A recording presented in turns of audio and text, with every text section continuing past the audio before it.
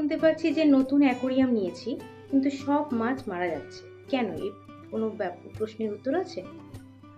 অবশ্যই আছে।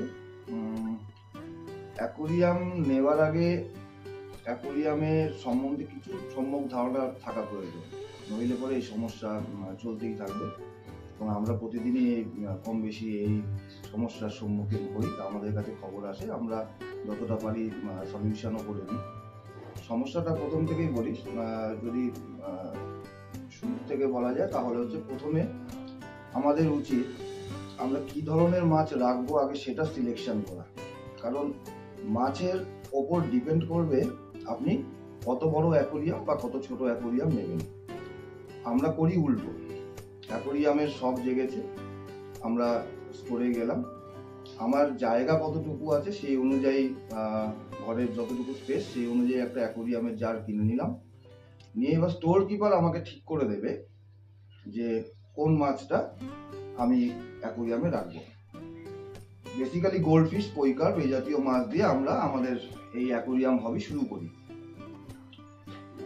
এটুকু আমরা যদি আগে থেকে ধারণা নিয়ে রাখতে পারি যে গোল্ডফিশের জন্য কতটুকু জলের প্রয়োজন আছে, কই কার্পের জন্য কতটুকু জলের প্রয়োজন আছে, তাহলে আমরা সেই অনুযায়ী একটা অ্যাকোরিয়ামের জার আমরা প্রথমে কিনতে পারি। তো প্রথম আমাদের যেটা করণীয় সেটা হচ্ছে একটা মাছ সিলেকশন করা, যে আমার কোন মাছটা ভালো লাগছে, সেই মাছ সম্বন্ধে জানা, যে মাছটির অরিজিন কোথাকার, কোন পরিবেশে তারা থাকে, এবং সেই ধরনের অ্যাকোরিয়াম বা গ্লাস বক্স আমরা তখন দোকান থেকে পারচেজ করব এবং তার পরবর্তীতে আমরা অ্যাকোরিয়ামের মাছ ওতে অ্যাড করব।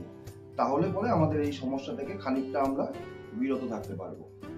2, অ্যাকোরিয়াম যখনই আমরা কিনতে যাই কোনো স্টোরে, আমাদেরকে সবকিছুর সাথে মাছ, অ্যাকোরিয়াম, পাওয়ার ফিল্টার, লাইটস এর সাথে নীল রঙের একটা ওষুধ আমাদেরকে দিয়ে দেওয়া হয়।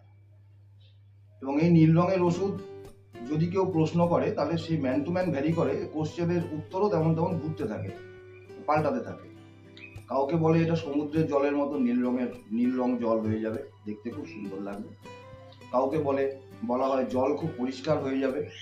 কিন্তু আলটিমেটলি আমরা এই প্রশ্নটা করি না যে এই অ্যাকোরিয়ামে এই নীল রঙের আছেটা কি, যেটা দিয়ে আমার অ্যাকোরিয়ামের জলকে পরিষ্কার করা সম্ভব হবে।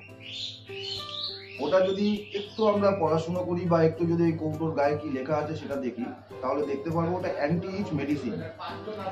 তাহলে পরে আমি স্টোর কিপারের কাছ থেকে মাছের সঙ্গে সঙ্গে একটা অ্যান্টি ইচ মেডিসিন তুলে নিলাম। কেন? কারণ সম্ভবত স্টোর কিপার আমাকে সমস্ত অসুস্থ মাছই আমাকে দিচ্ছে, ধরে নেওয়া যায়।